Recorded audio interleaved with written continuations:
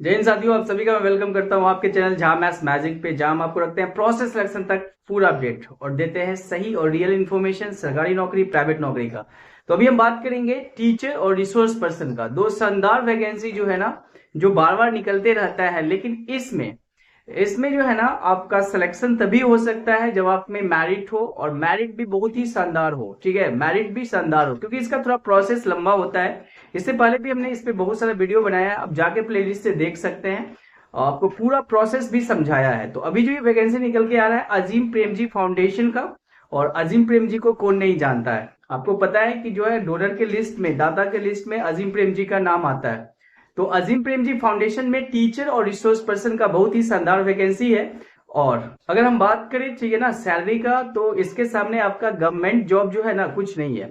बहुत ही शानदार जो है ना सुविधा मिलेगा, हर एक फैसिलिटी दिया जाता है जो गवर्नमेंट में रहता है फैसिलिटी, वो सब सुविधा दिया जाता है। इसके साथ साथ आपको वहां मिलता है काम करने का इतना शानदार अपॉर्चुनिटी, जिसमें आप सिर्फ करते ही नहीं हो, आप सीखते भी हो, और अपने आप में भी डेवलपमेंट आपका होगा, और आप एक अपने स्तर को यहां से यहां ले जा सकते हैं। तो चलिए आज हम बात करेंगे अजीम प्रेमजी फाउंडेशन के बारे में। लेकिन उससे पहले अगर आप चैनल पे नए हैं तो चैनल को जरूर सब्सक्राइब कर लीजिएगा और लाइक का बटन जरूर दबाइएगा। क्वेरी करके अपने क्वेश्चन को पूछ सकते हैं।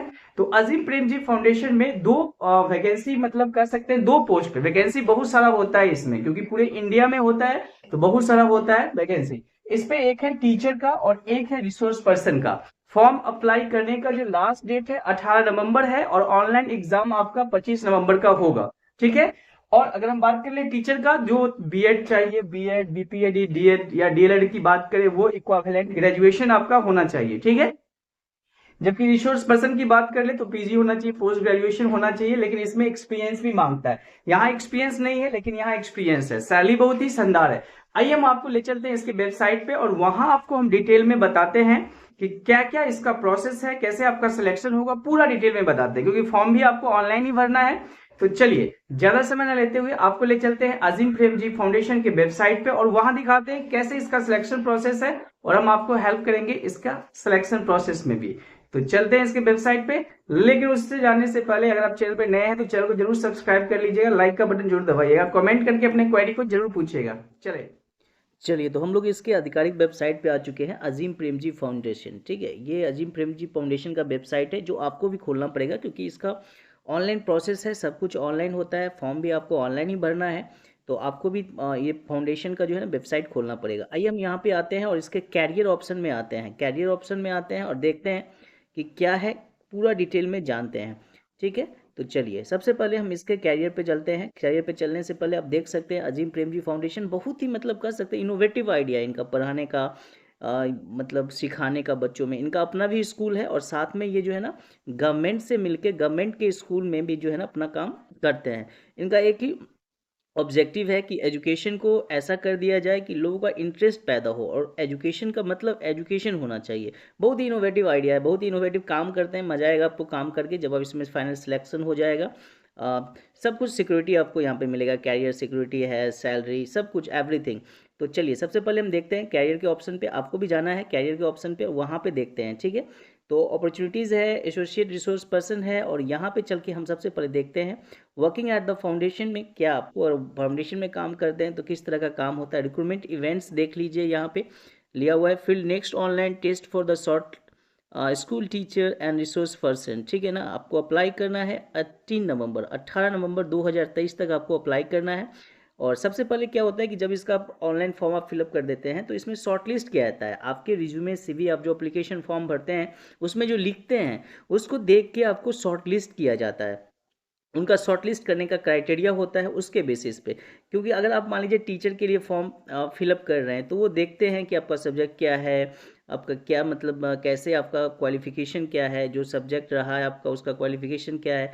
तो टीचर का हुआ टेस्ट, जब उसमें शॉर्टलिस्ट हो जाते हैं हम लोग तो टेस्ट होता है आपका, रिटन टेस्ट होता है जो ऑनलाइन होता है। कहीं कहीं पे ऑफलाइन भी हो जाता है, क्योंकि अगर वहाँ पे ऑनलाइन सुविधा नहीं है तो ऑफलाइन का भी लिया जाता है।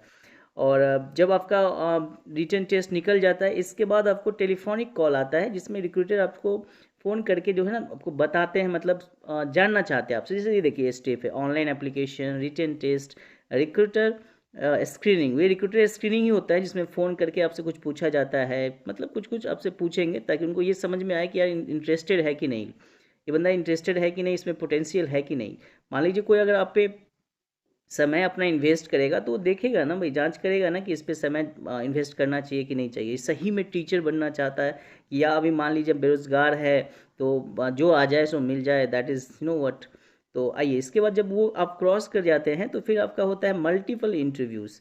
मल्टीपल इंटरव्यूज़ में आपको अभी जो चल रहा है ट्रेंडिंग है, वो वीडियो के थ्रू सबसे पहले इंटरव्यू होगा आपका, वीडियो कॉन्फ्रेंस होगा जिसमें आपके सब्जेक्ट का जो है ना चेक होता है, वो सब्जेक्ट के एक्सपर्ट होते हैं सामने और वो आपके सब्जेक्ट के नॉलेज को चेक करते हैं। इंटरव्यू बहुत ही शानदार होगा, आपको फील नहीं होगा कि सामने वाला आपका इंटरव्यू ले रहे हैं, वो आपको इतना कंफर्ट कर देंगे कि आप जो है ना ताकि आपकी जो पास क्वालिटीज़ है, जो आपके पास एक्सपीरियंस है वो दिखे सामने, तो वो आपको इतना कंफर्ट कर देते हैं। और दे आर वेरी कह सकते हैं कि मतलब वेल एजुकेटेड तो वो होते ही हैं, डाउन टू अर्थ होते हैं, मतलब बात करने से कहीं पता नहीं लगेगा आपको कि वो लोग कितना एजुकेटेड हैं और किस तरीके के पोस्ट पे हैं, क्योंकि देखिए एनजीओ का काम है और ये काम में वैसे ही लोग चाहिए जो डाउन टू अर्थ हों, मतलब वो दिखावा की बात नहीं होता है, ठीक है।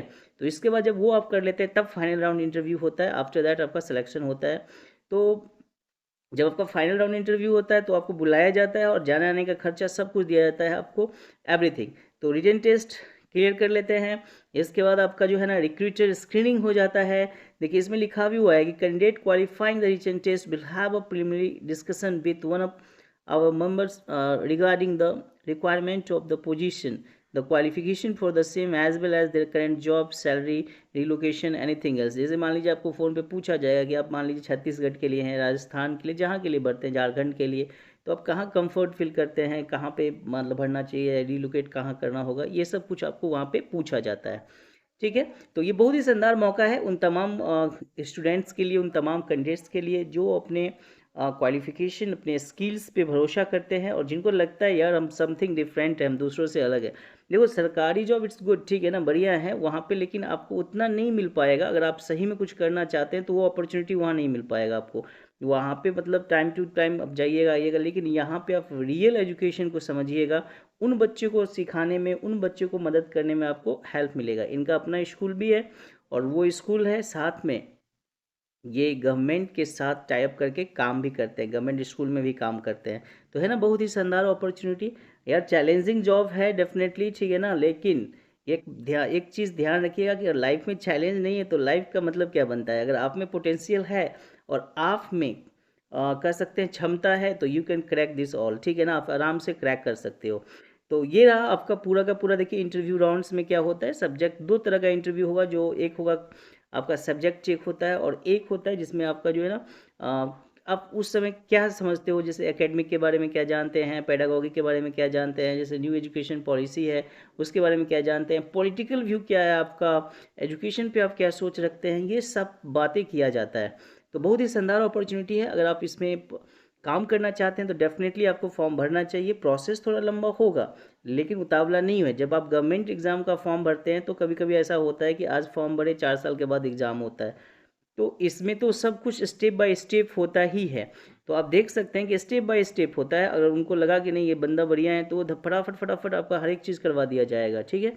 तो बहुत बढ़िया मौका है और डेफिनेटली आपको जो है ना इस फॉर्म को फिलअप करना चाहिए और फॉर्म को फिलअप करने के बाद आपको अपने आप को प्रिपेयर करना चाहिए। रिटन टेस्ट में कोई ऐसा क्वेश्चन नहीं होता है, थोड़ा सा जो है ना आपको अपने सब्जेक्ट का नॉलेज पे पकड़ होना चाहिए, फिर सब्जेक्ट के नॉलेज का होगा, थोड़ा सा कॉन्स्टिट्यूशन का क्वेश्चन होगा, करंट क्वेश्चन होगा, इसके बाद थोड़ा सा लिखना होता है, सब्जेक्टिव भी क्वेश्चन होता है जहाँ पे वो आपका थॉट प्रोसेस को चेक करते हैं।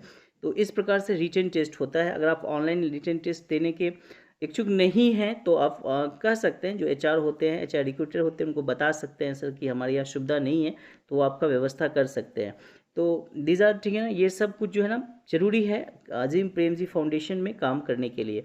तो डेफिनेटली आप इस फॉर्म को फिलअप करिए। अगर आपको कोई क्वेरी हो, कोई क्वेश्चन हो तो आप पूछिएगा। Thank you for watching Jha maths magic once again everyone, thank you. और प्लेलिस्ट में बहुत सारा वीडियो है इंटरव्यू के बारे में भी, आप जाके जरूर देखिएगा। थैंक